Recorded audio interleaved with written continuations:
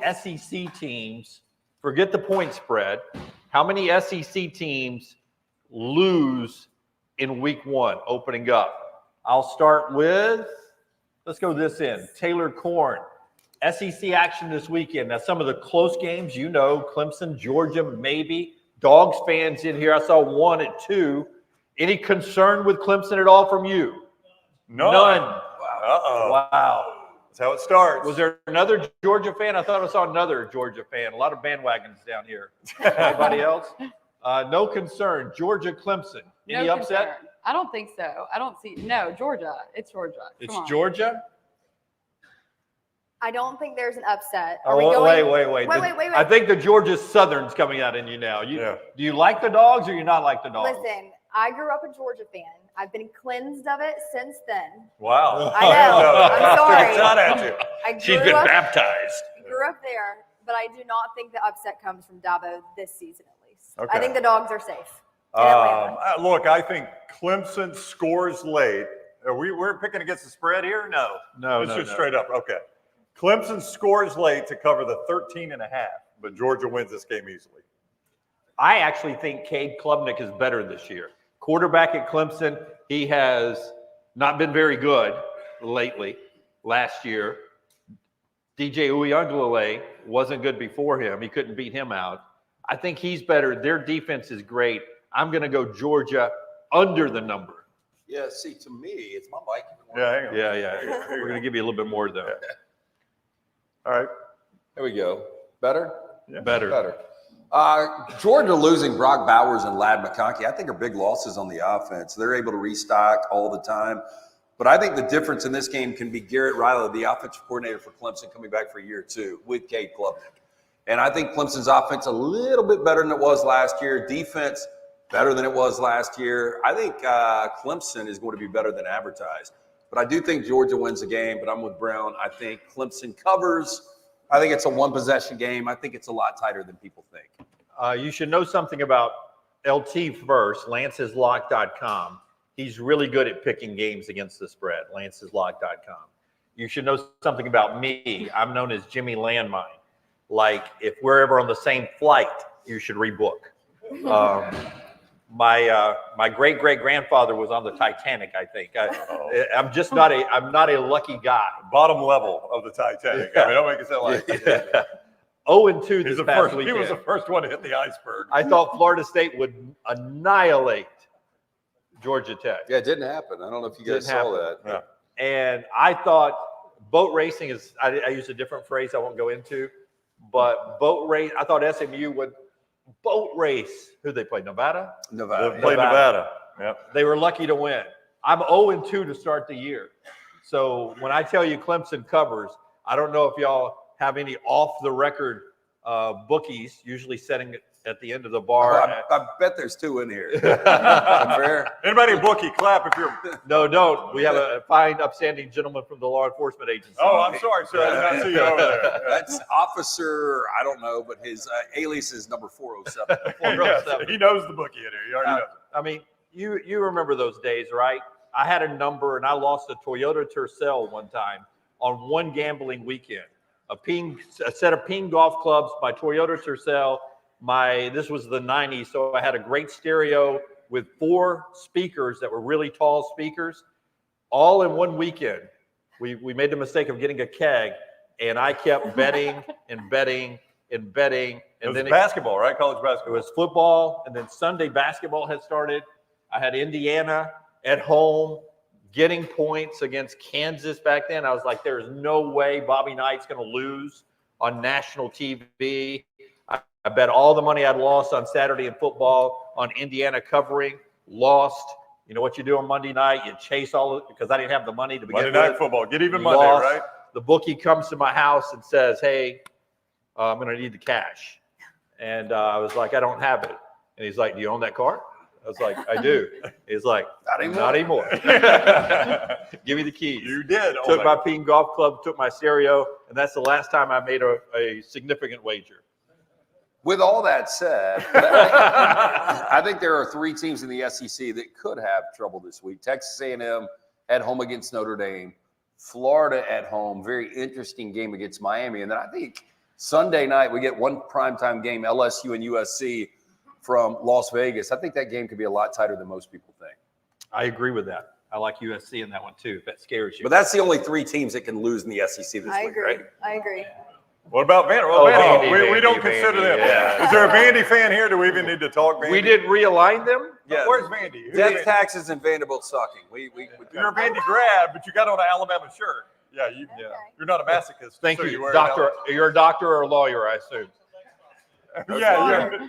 Doctor, lawyer, one of the two at Vandy, no? Yeah. Entrepreneur. Yeah. So he's the bookie. I got it. Yeah, so Vanderbilt's got Virginia Tech this weekend in Nashville.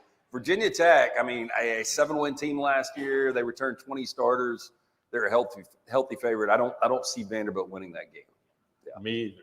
All right, down on this end, Emily Grace McWhorter is always on campus. She'll tell us a little bit what she thinks of Alabama after Taylor Corn starts us off with Auburn. They open with Alabama A&M, skip past this first game.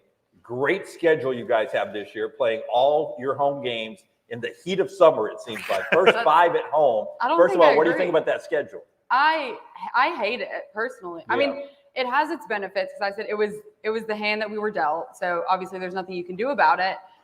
I think it could be beneficial because we have so many young guys that need to contribute early this season for it to be considered a successful season, in my opinion, especially the wide receiver room, which everyone's been talking and hearing about all summer. But I think that could help them get comfortable having that many home games. But then October, you don't play a home game. You go to Georgia, you go to Missouri, you go to Kentucky. So that middle part of the season is where I think things could get shaky. But I feel so much more confident this season than I did going into last season. So I think, we're on the come up. On the come up. So which receiver leads Auburn in receiving? That's the question everybody wants to know. I think, it's hard not to love Cam Coleman. It's hard not to. I think Keandre Lambert-Smith will also play a big role. He has experience playing in the Big Ten. Right. But I think he tweaked his ankle. He was fine this past Saturday was their last scrimmage, but I don't know. If you have a sprained ankle, sometimes that can be a reoccurring issue. If you tweak it again, I think that he'll be very helpful for, when you need confidence that someone can make a play. He has experience. Will Cam transition well? Time will tell. Can we do a little project here? Well, we got a question for the audience, I'm being told. Did you guys, legally, of course, pay more for this Cam or the last Cam? Wait, were there groans? Oh. So there were groans. And it's the last Cam, too. I played the fifth. It's all legal. It's all legal now. I'm only playing. I wanted to do a project. Who here is an Auburn fan? Raise your hand if you're an Auburn fan. Okay, a lot of people. Wow. That's 65%. Keep them up, boys. 65%. Keep them up. All right. Now keep it up if you have confidence in Peyton Thorne. Oh, okay. yeah. All right. That has Okay. changed. Okay, thank you. Thank you for participating. All right. Do you not? That fell apart quickly. More than I thought kept their hand up. Yeah, 2021, he was really good at Michigan State. He was okay last year. I think he's going to be better this year. Yeah, better receivers. Yes. Better receivers. And he said, because he had some talent when he was at Michigan State, but he said after, I can't remember if it was after, I guess it was after a practice for fall camp, but he said these receivers, this is the most talent that he's ever had. So he did have talent at Michigan State. So it's not like he's comparing this to Auburn's receiver room last year. So, we have no choice but to be confident in him now. He's the starting quarterback. That's right. On the come up. TheBarnAuburn.com. We just started a team site. If you want to try it out for $1, TheBarnAuburn.com. We've got some koozies for you, too, if you're an Auburn fan before you get out of here. TheBarnAuburn.com. We brought some stuff down to hand that out.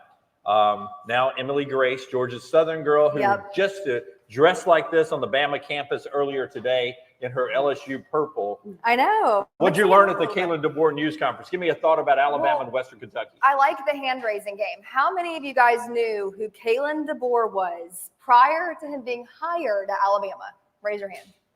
Not many. Not many. Right. Wow. Not many. So, Alabama fans, I will let you know that he is someone that was a great hire if you have not heard already. One thing we learned today from Coach Womack, the defensive coordinator that came from South Alabama, is that his superpower is his ability to maintain who he is, whether they are grilling steaks in the backyard, whether it's fourth quarter of a game or during practice. And when you're stepping into a role behind Nick Saban, that's the kind of guy you want in that role. So today we got to hear from the offensive coordinator, the defensive coordinator, as well as Coach DeBoer. And it was really interesting because you guys may remember this, of course. You didn't really hear from anyone else but Coach Saban this time of year. Now we get the luxury of hearing from all three coordinators, as well as assistant coaches and players any given game week. We'll see how long that asks until a young reporter like me asks a question they shouldn't, and that will close up real quickly. But with that being said, it was really great accessibility today. In terms of the defense, there's a lot of confidence there, and they're switching to a swarm defense. That's Coach Walmack's identity. And he said that one thing he wants for Alabama to be known for is their intensity. You have about 6 to 7 seconds when you watch tape to see if your team has that juice, as he says. And he wants Alabama to be at a fever pitch all of the time. There's also some in-helmet communication. I'm not sure how much you guys are aware of that, but a lot of colleges are adopting it this season. So you'll hear about that on broadcast, that there'll be players on the field that are communicating directly with the coaches if they're in the box or down on the field. So it basically is a way for the coaches and players to have, the coaches to have a voice on the field. So for Alabama, Deontay Lawson and Malachi Moore will be those guys on the defense. And then offensively, Jalen Milroe, of course, and we'll see who else. Yeah, and I don't know if you watched the first games this weekend, specifically for SMU. I thought the in-helmet communication slowed them down a lot. Rhett Lashley is from Gus Malzahn's tree and really likes when they run the ball or get a completion on first down. They love to go into the NASCAR speed. And if you were watching that game Saturday night, a lot of talking in the headsets, and they were not as fast as they normally were. It'll be unique to see the pace teams to see how they handle the helmet and communication. I kept waiting to see Rhett Lashley reach in the helmet, just rip it out. Let's go back to the big signs and let's go fast again. Yeah. They didn't do that. Coach Walmack did say there are a lot of nuances to it, but he's excited for that challenge. It also is a good sign that he's willing to embrace it. But it seems like every season with college football, we learn something new. And I feel like this season, it's the in-helmet communication. And so you guys keep an eye on that. And I'm curious to know what you guys think when we come back next year about the in-helmet communication, if you like it or not. I like that EG thinks we're getting invited back next year. I'm putting it out there. They ask us here like once every 6 years. Yeah, it's like a presidential term. Yeah. When we elect a new president, we get to come back. I'm confident we'll be back next year. Okay. All right. It's always like this. It's like recession, invite us. Recession, invite us. Recession, invite us. Yeah. Here we are. So good news is we're coming out of the recession Yes, soon. we are. Yeah. That's the economist over there. Yeah, the Vanderbilt guy. Yeah. Yeah. We are? Okay, good. Before Brown gives us one of his, he's got a character, and I want him to do it here. Oh. We do Upset Alert on Tuesdays on our show. I want him to go ahead and give us a sneak peek on maybe who his Upset Alert is tomorrow on the show. So don't spoil it for everyone else. We're live streaming. We are. Yeah. Go ahead and give me a sneak peek, man. Give me a sneak peek. But first, let me remind you, we also have a team site, covercrimson.com. Try it out for $1. covercrimson.com. You know, as the owners of the company, we suggest, even if you're an Auburn fan, subscribe to both sites and see what the other side is saying. It works good for us. Sure. Right? Yeah. Yes. We got koozies for that too, and a way you can connect. So right here. Make sure everybody gets one of those. So Upset Alert. All right, I'll give a hint. Okay, give me the character. What's the character's name first? The character is the Brown Bandit, and my last name is Brown, obviously, and the Brown Bandit, the character is the guy that comes in and steals money from the bookies. All you bookies that are out there that are hiding from the police officer over here. I steal their money because I'm so good at what I'm doing.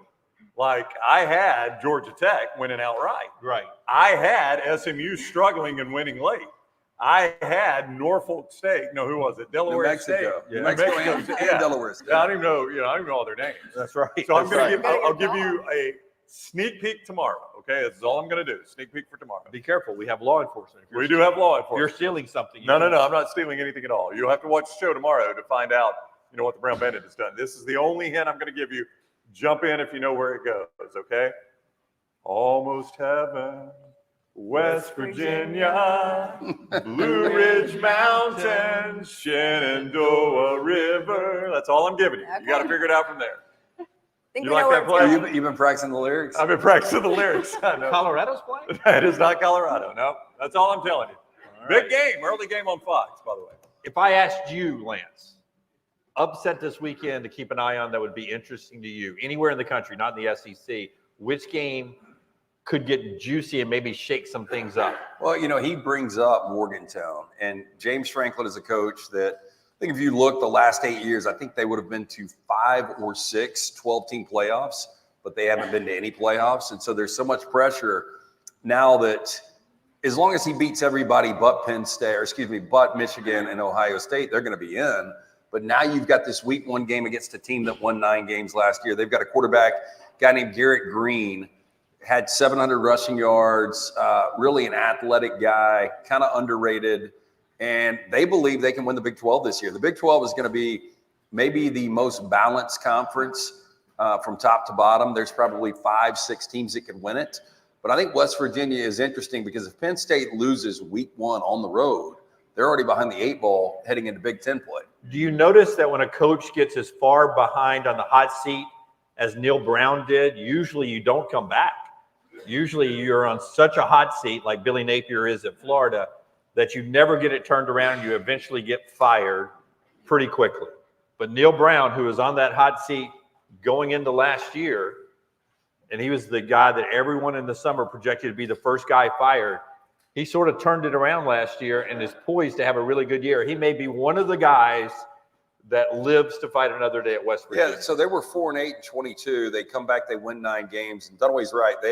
He had the shortest odds of any coach in Las Vegas to get fired at this time last year. So nobody thought he would survive. It's what you're getting with Billy Napier this year at Florida. We have any Florida fans? None? Yeah.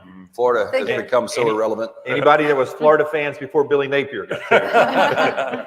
But, Billy Napier is a guy that, and if you look at this schedule, I mean, we've talked about it.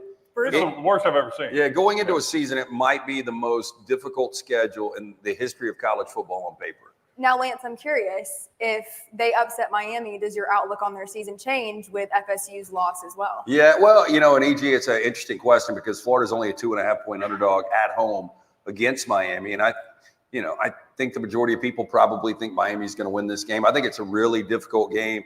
We've also talked about this before. Billy Napier's first game ever at Florida was against Utah. And this game kind of reminds me of that game. That was his biggest win, up until this point.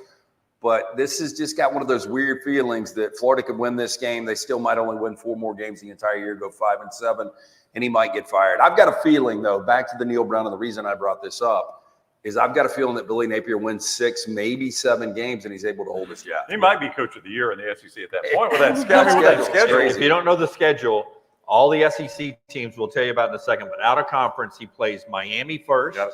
He plays Samford. He plays UCF. Yep. And he plays Florida State at the end. Florida State looks a little easier than it did before. But let me read to you the final month of the season. I mean, if he's trying to save his job, after they play Kentucky on October 19th, November 2nd is the cocktail party. November 9th, they're at Texas. November 16th, they host LSU.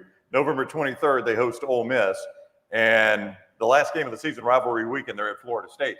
Now, before past Saturday, every single one of those teams I just named was in the top 15, top 13 for that matter.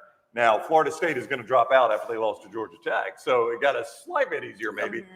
But they finished the season with 5 straight games against teams that are currently ranked in the top 13. And that's as hard a finish as I can ever remember. We did our bold prediction show. We do it every year. It's called 3 Guarantees. On Friday, live from the floor of Bama is where we were this weekend. And I think Florida goes to a bowl game. I think they're 6-6, and they're in Birmingham at the Birmingham Bowl, and I think he gets a contract extension. Now, again, I'm not the guy you want on your side because I'm a landmine. Yeah, so that's it, right there. Billy Napier could be fired before Halloween, for all we know. Do we have any Braves fans in here? What are you doing here? I'm painting a picture. She's an Atlanta girl, huge Braves fan. No. Any Braves fans? Are there any Braves fans? Right Atlanta Braves. Okay. All right. So, Orioles fans. Really? Oh, because of Gunner. Gunner, Okay. Yeah. 33 home runs right now for Gunner? Yeah. How about that? How about Gunner? Yeah. See what I was doing there? Don't see that. No. He was Macon Academy. What is it? Morgan Academy. I'm sorry, Morgan Academy. Excuse me. Yeah. To put Dunaway's ability to landmine in perspective, Oh. he has talked about the Braves really highly this season. And if you're a Braves fan, this season has not gone the way we want. Are they going to make the playoffs?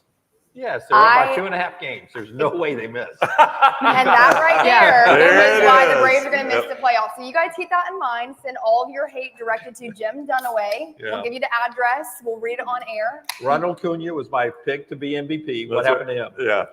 So that puts it in perspective a little bit. When he starts talking about your favorite team, I apologize. So we do a thing called 4 Downs on our show where we do 4 topics during a very fast pace. We have sound effects, and Emily Grace is really good at doing impersonations. Can you do the first down? The first down. I don't even know if I can. First down. First All right. down. Do the whistle. That's good. She used to be really good at impersonations. Used to be. Yeah. So first down, a question for the panel. More total touchdowns this year, counting passing and running it into the end zone. Peyton Thorne or Jalen Milroe? You first, Lance. Jalen Milroe. By a lot? Yeah, not even close. Not even close. Not even. I think I would go Jalen Milroe. Jalen. Jalen. Oh, clean sweep for Jalen Milroe. Even for you. Well, I try not to be a homer when I'm When? trying. I'm When do you trying try that? When I'm making an educated guess. Oh, I'm trying to be okay. right. Yeah, all right. You know. So even the Auburn fan goes Jalen Milroe. Second. But Dunaway's going to say Peyton Thorne so that he. I wasn't. I was going to say Jalen Milroe. Okay, great. Second But when down. it comes to All right. Alabama, I just don't Good job. answer. I think Good you. job. Do it Okay. again. Second down. No, I already went. No, do it again. Do it again. Second down. Whistles. Second down. If I asked you player of the year in the SEC, the answer is who? I would like to say Luther Burden III out of Missouri. They've got a beneficial schedule. They won 11 games last year. I think he's the most electric guy. He's going to return kicks. They're going to get him in space as much as they can in that Eli Drinkwitz offense. But if I can't go Luther Burden, I might go Jalen Milroe. Oh, that's Jalen back-to-back. I Jalen just Milroe. think that Wow. Jalen Milroe has got the best situation for him coming back as a second-year starter with a coach like Kalen DeBoer. Nick Saban's the greatest to ever do it. I think we all agree with that. Even the Auburn fans probably do, as much as you hate saying that. But Kalen DeBoer offensively and what he does for his quarterbacks. You look at Jake Haener at Fresno State. You look at Michael Penix Jr. at Washington. This will be, or it should be, if he stays healthy, a banner year for Milroe. But there are people that still wonder about Alabama's receivers.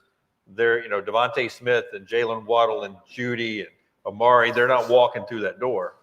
Are there guys that you like on that receiving core that can help Jalen out a little bit? So Kendrick Law is a guy we've been talking about for a while. He's physically got all the tools. He just hasn't been really utilized that much. Kobe Prentice is a guy to watch out for. And then, we talk about Cam Coleman and the true freshman receivers for Auburn. Ryan Williams is that guy for Alabama. So I think it's a difficult question to say who's going to be the leading receiver at Alabama. If I had to guess, I'm going to say Kendrick Law. But I think he's got a collection of good receivers, not necessarily great. If I asked you SEC player of the year, same question. I'm going to say the obvious answer, Carson Beck. The That's the Georgia one you're going to quarterback. go with? Yeah, I'll go That Carson is- Beck. The Georgia That is quarterback. so vanilla. Well, I mean, but a lot of times the favorite wins, and I think he'd be the favorite right now, wouldn't he? He would be. I do like Luther Burden. I almost go with Luther Burden, but I'll go Carson Beck. It's such a quarterback-heavy award. Okay, I'll go back to what he said earlier. Uh-huh. And the question that some people have about Alabama, what about the weapons? Bowers is gone. McConkey's gone. Yeah, but Ra Thomas has kicked Ra-Ra off the Thomas team. kicked off the team. I think Carson Beck's that good. I mean, I think he'll find the receivers. Georgia's never been loaded at receiver lately, so I think he can find receivers. I love Nick Saban's comment on game day on rebuilding LSU. It says, they've got to find some new receivers down there, and is what they were talking about. Nick Saban said, you just shake trees down there and Yep, receivers, the fall out receivers of fall the out. trees in There's no doubt. Louisiana. That's true. It seems that way, doesn't it? Yeah, no, it's 100% that way. SEC player of the year, something less vanilla than Brown. At least give me a Harold little cookie. Perkins. Harold Perkins. Harold Perkins. LSU. From LSU. From LSU. You guys know, lately I've been on, I guess I'm wearing LSU purple. I just feel like they're going to be a good team. I think that he's going to be utilized a lot better than he was last season. And I think we could see him defensively SEC player of the year. Now, offensively, Jackson Dart, dare I say, if Okay. all goes right for Ole Miss, I think we'll see Jackson Dart in that role. All right. SEC player of the year. Damn. Coleman. No, I'm kidding. SEC player of the year. Who do you have? Okay, so when we did Dunaway After Dark 2 weeks ago, I guess it was, my answer, we talked about the same thing, and I said Jalen Milroe because I think this isn't a year that everyone, obviously Alabama is going to be good, but there are more questions than there have been in the past with the the change in coach this offseason. But I think there's a little bit of doubt, or maybe I should say less confidence than there is in the past. And I think that kind of going along with what Lance said, I think it would be a great storyline if they come out and have a successful season. Kalen DeBoer can't recruit, and all the storylines that were painted this offseason. So if they have a successful year, Jalen Milroe plays like he did, most of the second half of last season, I can see it happening for him. Okay, third down. Third down. Thank you, Dunaway. Third down, more wins in the season, in the regular season. Texas A&M, LSU, or Ole Miss? So Texas A&M win total right now in Las Vegas is 8.5. LSU's is 9, and Ole Miss's is 9.5. Ole Miss has got. I don't know if you guys have looked at this. Do we have any Ole Miss fans in here? No. Nope. Their schedule. Anybody that knows anyone that Lane Kiffin has dated in here? No. Oh, hands, please. Wait, put the hands up. But for a contender, Dated is a loose term. Excuse me, had dinner with. Yes. 11 wins last year, the most in school history for Lane Kiffin. And now you look at the schedule, and if they don't make a college football playoff, I mean, in the SEC, you go 10-2 in the regular season, more than likely you should be in a college football playoff, especially with them starting at number 6 nationally. I just think Lane Kiffin's going to find a loss he shouldn't. I think they are, maybe even 9-2 and losing to Mississippi State at the end of the year. Shout out Gus Golden. Yeah, Who knows? Dell State. I think they're going to lose a game they shouldn't. But with all that said, the most wins of those 3, oh boy, it's all right around 9 wins. If it goes back to this week, so many important games week 1. LSU beats USC, A&M beats Notre Dame. Then I would lean one of those 2. I'm going to go out on a limb. I'm going to say A&M. A&M for you. He's convinced me A&M and Texas will be for a playoff spot, but I still think Ole Miss will have more wins. I think I'd go Ole Miss because of the schedule. Yeah. Like Lance, one of my bold predictions is, what was it that Texas A&M goes 10-0, I think? 10-2. 10-2. Yeah. 9-2 going into the end of the year game. It was that Texas A&M has 10 wins. 10 wins. Okay. Yeah, my bold prediction before you get to this was A&M hosting rivalry weekend, November 30th, hosting Texas. Both are 9-2, winner in, loser out. And it would be so Texas to lose that game in College Station. First time they've played since 2011. So I do have confidence in A&M, but I'm going to go Ole Miss, A&M, LSU. Little T? I wonder, because Ole Miss, like y'all said, it was a historic season for them last year. And there's so much hype. I feel like they're kind of not to the extent of Ohio State, but they're in the same boat of they invested a lot in this year. It's kind of put all their eggs in the basket of the 2024 season. That's right. In gambling terms, they push all their chips to the middle. Right, or that's how it seems. Yeah. But can they follow through? Can they, produce on the field? Who knows? I think also from hearing y'all say this so many times, the Texas A&M game at the end of the season being for a playoff spot, that has, I think, kind of warped my mind. Maybe I kind of agree. But then it's like Texas A&M plays in Auburn the week. It all comes back to Auburn. But imagine, this is what's great. And I know some of you probably don't like the 12-team playoff. I love it. We get to rivalry week. And really, this is realistic. You could have 9-2 LSU hosting a tough Oklahoma team with a playoff on the line. You could have Alabama and Auburn in Tuscaloosa, 2 9-2 teams. You could have 9-2 Texas A&M and Texas playing each other with playoff implications in all 3 of those games. How exciting would that? And who knows about Georgia Tech? All of a sudden, that could be a good game. Yeah. 4th down, and then we'll do some other stuff. We'll talk Auburn after we do 4th down. 4th down. I really thought you were better at impersonation. Wow. I remember at some point. To get asked on the spot. What do you guys think? You think I'm doing a good job? Yeah, I think you are. Yes. Thank you. Okay, 4th down. We'll start at this end because this was a question on Dunaway After Dark the other night. Okay. Your favorite tailgate drink? And you said I need start time. Oh yeah. So- It depends You know what you're time professional kickoff when- is. You know you're a professional. What's your favorite kickoff time? I love a night game. Okay, so night game. So it's a night game. What's your lay out cocktails for your tailgate? I'll start drinking beer, and then I'll probably drink a little vodka before the game. Before the game. Okay. Yeah. And then post game depends on win or loss. Auburn Yeah. wins. What do you drink? Shots. Shots. Shots. Shots. Shots at the bar. She's young. She's Auburn young. loses. What do you drink? Red wine. Red wine. Okay. Yeah. Slow it down a little bit. All right. EG, what do you enjoy drinking? Doesn't have to be alcoholic on game day. So truthfully, guys, I think, worked every Saturday the last 5 years of my life. So So that takes you back to what, about 14? How old are you? Young. No, I am young. Yeah. I'm I'm gonna old. go. I love a sweet tea on a game day and a water with like a liquid IV in there to get me through all the steps I'm walking on the sidelines. Short and sweet and simple. Brownie? Either a John Daly, which is an Arnold Palmer with alcohol, or tequila and pineapple juice. Yeah. I'm told this is all mental. I can't mix liquors. These two. This guy tells him it's mental. These two, Taylor and Taylor, tell me that it's all mental, that if I drink beer and liquor and wine all in one sitting, that it will not make me throw up. But since I was 14, it always makes me throw up. Yeah. So I can't believe you're saying this out loud in Selma. they know I'm not very manly. So embarrassing. I don't think we're getting back. The shirt I have on tells them I'm not very manly. So I drink beer and I drink it all day, or I drink vodka and I drink it all day. So it's usually beer. How do you break up? My favorite one is Lance, because just the theme song of a kickoff of a game tells him how to change drinks. It did. Okay, so I've gotten a little older. When I was younger, I would start drinking beer at 11 o'clock. And when I would hear the dun, dun, dun, dun, dun, dun, dun, dun, the CBS theme song, it was time to go dark liquor. It was time to go bourbon. That was kind of and then I would just drink bourbon throughout. Yep. Now, I typically don't start drinking beer until about 1 o'clock. And when the sun starts to set is when I get on the dark liquor. Yeah. And then I'll take that deep throughout the night. But yeah, it's changed a little bit. But it was the CBS.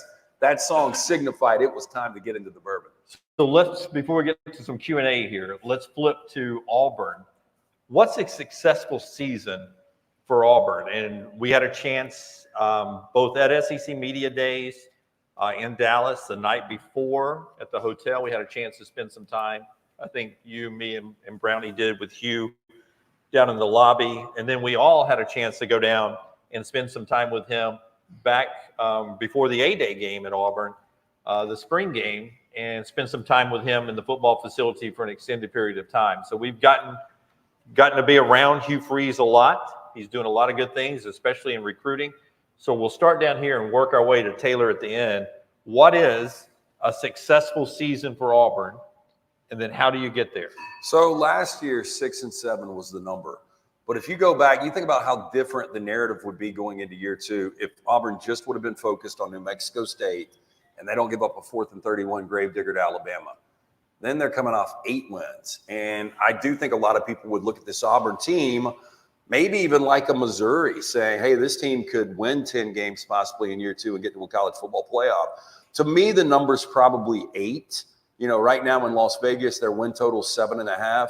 I think the number's 8 or 9. You know, I think Auburn can be better than that, though. If Peyton Thorne does have more weapons this year in year 2, Hugh Freeze much more involved in the play calling this year.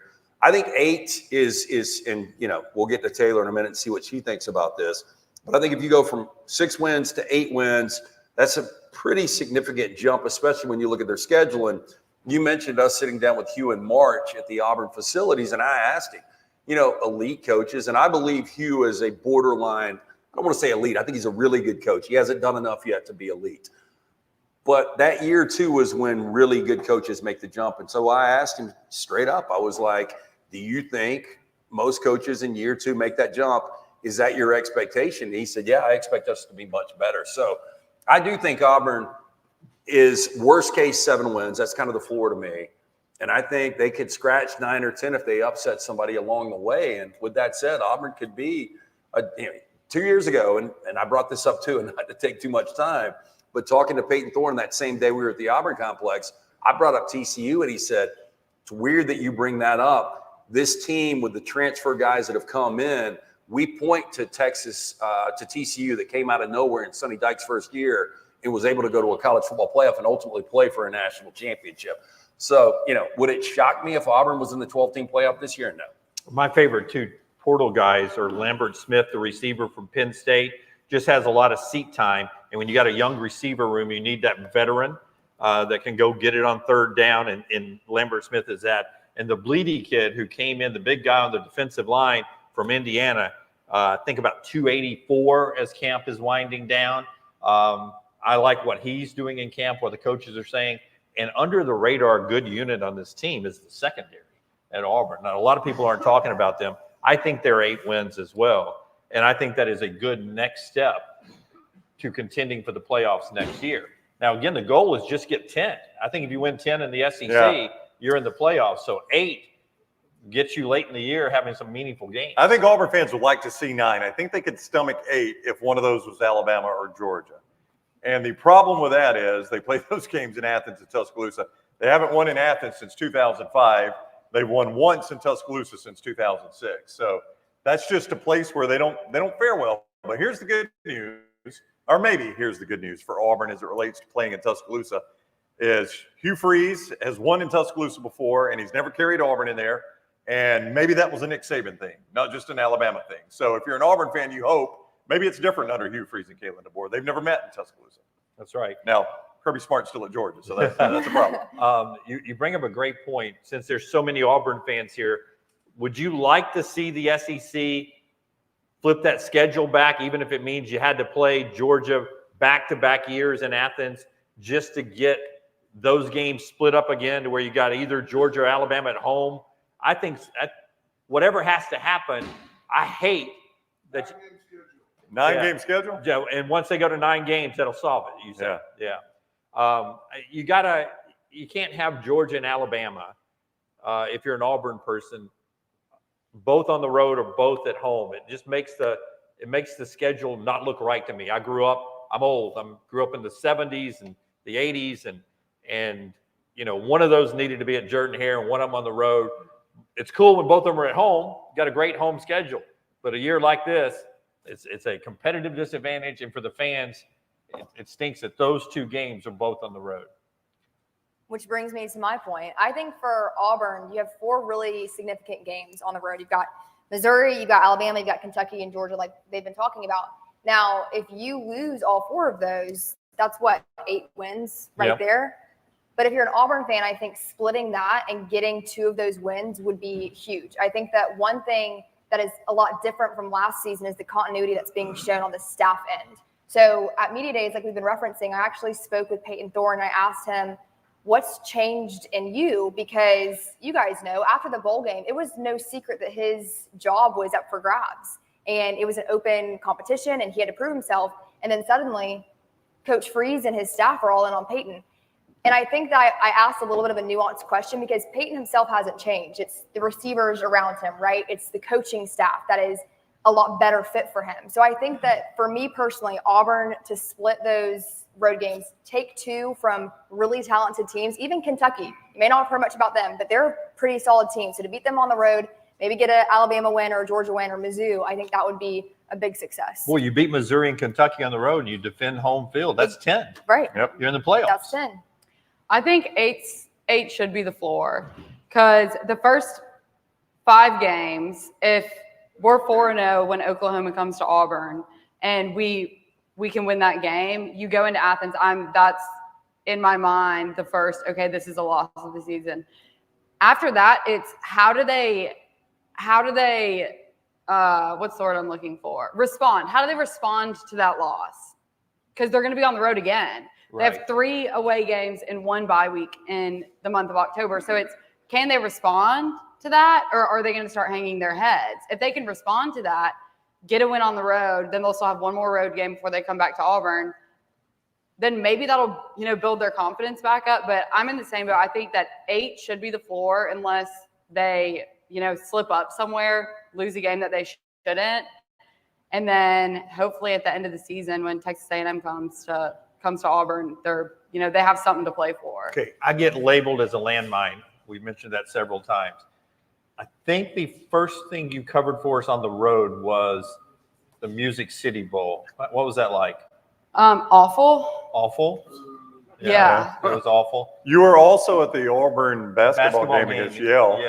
Yeah. And who did you pick to win Yeah, he the picked NCAA tournament last year? I did pick Auburn to win the national championship in basketball. Yeah, and what happened? They lost the first Yeah. round. So that is the power that this man holds. He thinks it's funny. It's I don't not. think it's funny. I don't think You it's do. funny. I don't think it's You funny. do. I don't think it's But funny. so why bring up the Music City Bowl? Well, I was just bringing it up because I was just remembering your last trips on the road for us have been major Auburn losses. Yeah. Yeah. Like when I talked to you for the Music City Bowl, that was about as down as I'd ever heard you. Well, I mean, just what was that? What was that? It was a bowl game. You can't pay. But it was painful. It was, oh my God, that was bad. one of the worst things I've ever it was bad. experienced. It was bad. All right, you heard the 727 whistle there. It means it's time for a little Q&A. If you got any questions, we got some of the viewers. We'll get some of those, but we want to go in the room here. So if you got anything, just raise your hand, shout it out. I don't know how you usually do questions Shout and it answers. out. We'll repeat it for the people on the live Well, stream. we've got a microphone. Oh, do we? somewhere, Where's not? the microphone? It's right there. Oh, yeah, there it is. Taylor, you want to de-mic and run the microphone around, or I can do it? Oh, Gus got it. Gus has got it. We are, for those watching on the live stream, we're at the Selma Quarterback Club. They've been very kind to host us, and we greatly appreciate it. Yeah. Anybody? Give Yeah, it up for the we'll Selma- clap for y'all. Selma Quarterback Club. Yeah. Yep. By the way, how many scholarships do you guys give out every year? Is it 5? 5 every year. scholarships every year. So all the money they raise here, they send 5 kids scholarships every year, and that's where this money goes. So if you're watching us across the country, that's where we are right now. And I need to give a shout out to the best golfer ever to come out of Selma, Will Swift. Anybody know Swifty? Oh, yeah. He's watching. He texted me. So he wanted like a shout out at Selma. Yeah. And shout out one of my golf buddies. And I'm right about the barbecue. That's Hancock's that we got the barbecue Great from. barbecue. Yeah, Fantastic. that is really good. Good. And check out that pie. And I have not tried the Cheesecake. salted caramel Ooh, cheesecake. good. So good. But he says it's great, so I'm going to eat this in the back seat on the drive home. Back there, saving it for to go. All right, anybody got a question? Anybody Raise your got a hand. question? Over Here we here, right go. over here. Start us out over here, Vandy.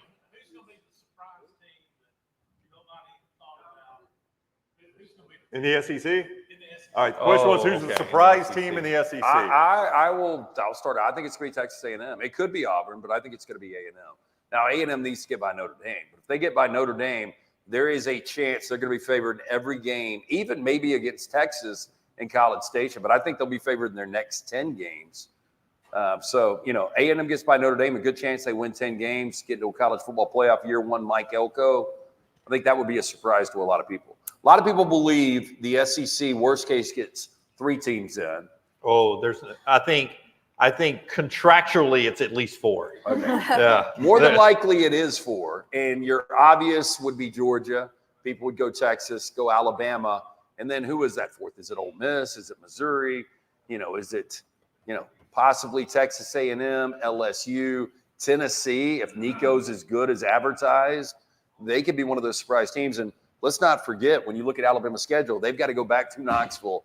And we all remember the last time they were up there 2 years ago. I wish Texas had Oklahoma's schedule because both of them are coming into the SEC from the Big 12. And when you get home or right now on your smartphone, look at the Texas schedule, look at the Oklahoma schedule, and you tell me if one of them got the shaft or not. That Oklahoma schedule is hard. Texas's schedule nowhere close as tough as that one. Georgia is the only team that Texas, and they get them at home. Yeah, and by the way, Georgia's schedule is brutal this year. Like I was reading today, It's difficult. I wouldn't call it brutal. Oh, it's brutal. 3 playoff. It's the 13th most difficult schedule in college football. They go to Ole Miss, top 16. They go to Texas, top 16. They go to Alabama, top 16. I mean, that is something we've never seen with the Georgia schedule before. As good as Georgia has been, and they've been dominant, they just haven't had, because of the divisions, because they were playing in the East, they didn't have to play these West teams. And now their schedule has got more difficult with Georgia Tech winning this past weekend. I know it's an odd situation where, as an Alabama guy, I'm in the minority, but it does feel that way here tonight. It feels like only about 29% of Alabama fans here. Does it feel I'm that so way sorry. to you? At Wisconsin, Georgia, at Tennessee, Missouri, at LSU, at Oklahoma, Auburn. It's a top 20 schedule as far as difficulty. I'll check this. I don't think it was as difficult strength of schedule wise with the analytics as Georgia's was, but it's close. Yes, sir. I'm a Kentucky fan. What do you think about Kentucky this year? You know, we've got students 12 years now. We've got to see the guy conference and coaching. How do you like him? How do you like Mark? First of all, what's really I think we're going 8-4. 8-4. Okay. what's funny is that I remember Lance saying this, and Brown and I agreed. We've been doing the radio show, and now this platform we're on now for 15 years. So we remember when Mark Stoops was hired, and Lance said it first, and then we all agreed. We were like, yeah, one good year and he's out of Kentucky, man. He takes that job. He gets them to a bowl game. He goes 7-5 one year. He'll take the next big job. 12 years later, he's now the winningest coach in Kentucky history. I called it escape from Lexington. With his name, if he had one good year, I thought he was going to bounce and get out of there. But now with the money you can make. He's $8.5 million, right? Yeah. Why would he ever leave?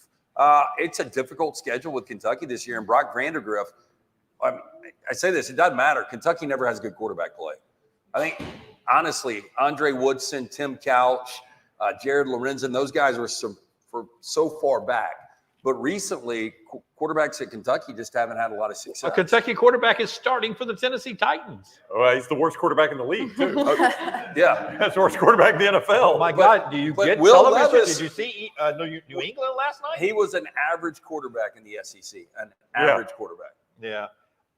Couldn't start at Penn State, so he transfers to Kentucky, and he was okay. He was average. My favorite part about Stoops is that he ran John Calipari out of Kentucky. That's I don't know if you liked Calipari or not, but You like Mark Pope? yeah, I like him too, and I hope you guys continue to finish third or fourth in the league. But did you ever think you'd live here in Alabama, the basketball capital of the SEC, as a Kentucky guy?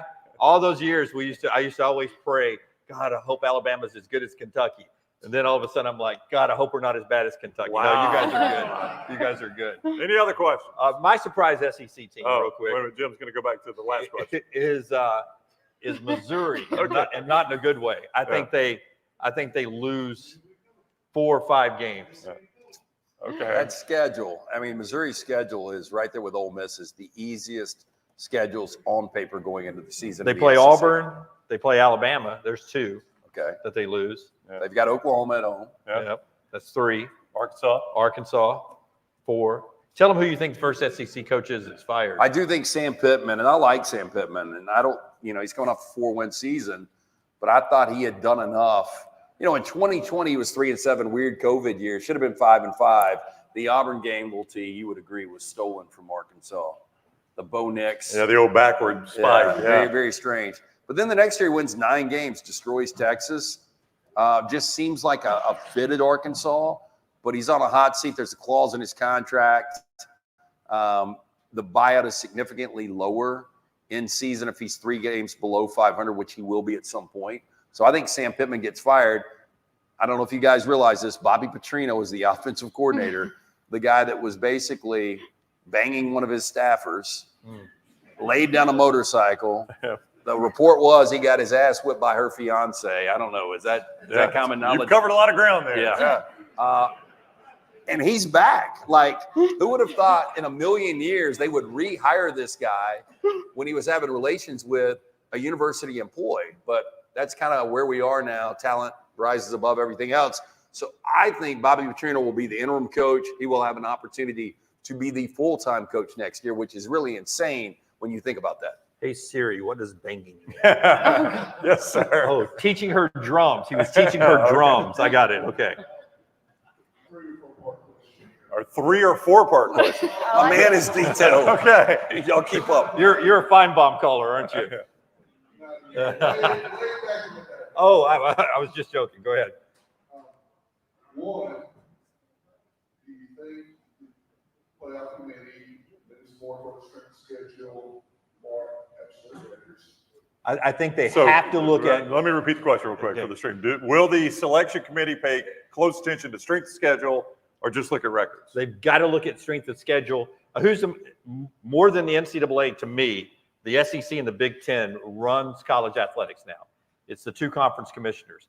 And I don't think we expand to where we expanded our two leagues to let 10-2 or an 11-1 Big 12 team get in over 4 10-2 teams out of the SEC and the Big Ten. It may be an unwritten rule, it may be a written rule, but they will look at strength of schedule. It'll be a big part of it, and it'll be heavy SEC and Big Ten just because of who runs the sport. The other side of that, though, real quick, is Iowa has got a really, really weak schedule.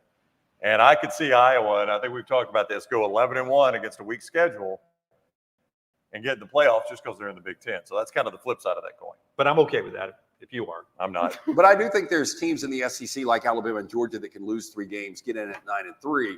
If you're an Ole Miss or Missouri, you go 9-3, you're probably out because the schedule's not good. Part 2. Yeah, part 2 all run together. Percentage chances, Auburn and Alabama each making the playoffs, and what would an Iron Bowl in the playoffs look like? Percentage chance Auburn and Alabama, or just either one makes the playoffs? One for Alabama. One for Alabama, one for Auburn. What would an Iron Bowl look like in the playoffs? In that scenario, I'll back up. I would think Auburn would have to be either 10-1 and 9-2. 10-1, they could lose the game. 9-2, they've got to win it. Yeah. Well, 10-2 if they win the Iron Bowl. Yeah. Or lose So the Iron Bowl. if they're 9-2 coming in, they win the game. So they what go percentage chance would you give Auburn to make the playoffs? Auburn right now to make the playoffs, I'll say randomly 12%. And Alabama? 12. Alabama to make the playoffs, I will go 68%. And did you mean an Iron Bowl in the playoffs? Yeah, that would be interesting. I'm just throwing numbers How out would there. 68% is all you're giving Alabama to make the playoffs? So that means in 2 or 3 seasons and then some, they would make the playoffs. Yeah. That's a tough schedule. I mean, I think Alabama's 9-3 or 10-2. An Iron Bowl in the playoffs would be interesting. One thing that remains to be seen, so for those that don't know how the system works, and I'm sure all of you do, the first round is at home, and it's the 5 seed versus 12, 6, 11, 7, 10, 8, 9. And the better seeded team gets the home game. I don't know if they're going to try to keep conferences apart or try to rematch conferences to weed some of those teams out. So I don't know, but it would be fascinating if you had the Iron Bowl in Tuscaloosa, and then what would that be? 3 weeks later, the first round would be either in Auburn or Tuscaloosa again. Yeah, that'd be crazy. Let me ask you guys real quick. Do you want them to manipulate the seeding to try to spread out the SEC and Big Ten teams? Or do you want them to truly seed it to where you could end up 2 SEC teams playing each other in the first round, winner playing another SEC team? Or do you want to spread them out to where we could have 4 teams in the SEC in the Final 4? I go back and forth. Some part of me wants it to be wherever the true seeding is, but then some of me says, man, let's spread us out. So, because they sort of try to manipulate baseball a few years ago. When they went to the super regional, when we had 4, Alabama, Auburn, Mississippi State, and LSU were all in Omaha. And they were like, half the World Series teams are from the SEC. We've got to change the way we do it now. So we're going to make a super regional so that we can manipulate it to where we don't, get so many SEC teams. So what happens? We still get 4 teams out in Omaha every now and then. Yeah. I think they're going to spread them out a little bit and try to I hope anyway, keep from those second round all SEC, all Big Ten matchups. I think it'll come down to where the money is, let's be honest. Yep, you're right. It's in the SEC and the Big Ten. Financial major from Georgia Southern. Any others? Anybody? Oh, yes, sir. Just shout it out. Who do you think is the most likely to upset Georgia? I think Texas. Who is the most likely to upset Georgia? You think Texas? So they play at Alabama, at Texas, and at Ole Miss. That's their 3 road games. Yeah, I would. And at Texas A&M, by the way. So if Nick Saban was still the coach, Nick Saban owned Kirby Smart, 5-1 against Kirby Smart. I would say it's Alabama at that point. I don't know if Alabama's going to be an underdog, though. I think Alabama will be a slight dog. I think Texas will be a slight dog. Ole Miss definitely will. I'm going to take Ole Miss out because Lane Kiffin believes he's got the guys up front that can play with you guys. I think it comes down at that point to Texas or Alabama. I'm going to say Alabama's got the best shot. I just don't think it's Texas. They lost so much on their defensive line. I think you guys will manhandle them in the trenches and run it down their throats. I hope so. I'm an SEC guy first, and I know they're in our league now, but I don't want them to come into our league and be really good the first year and win the dang thing. So I'll be cheering for NES, even Hell State. I'll be cheering for Mississippi State to beat Texas, man, to beat Texas. Ring that bell. I like Texas. I even like Oklahoma better than I do Texas. Yeah, There's something about them. I don't want them to come in here with all their oil money and come in here and win the SEC. No offense to you oil money and people. let's not forget, right now, Georgia has how many consecutive regular season wins? Like 39. 38. Yeah, 39 consecutive regular season wins. And it was, I know Florida State fans bitched and complained about not getting in last year. It was a crime Georgia did not get in the 14 playoff. Yeah. You agree? Yep. I want to take a picture of y'all. Let's go look We through. want to thank y'all so much. We'll keep you here all night, but we want. Oh, yeah, good. Thank you so much, y'all. Yeah. Thank y'all.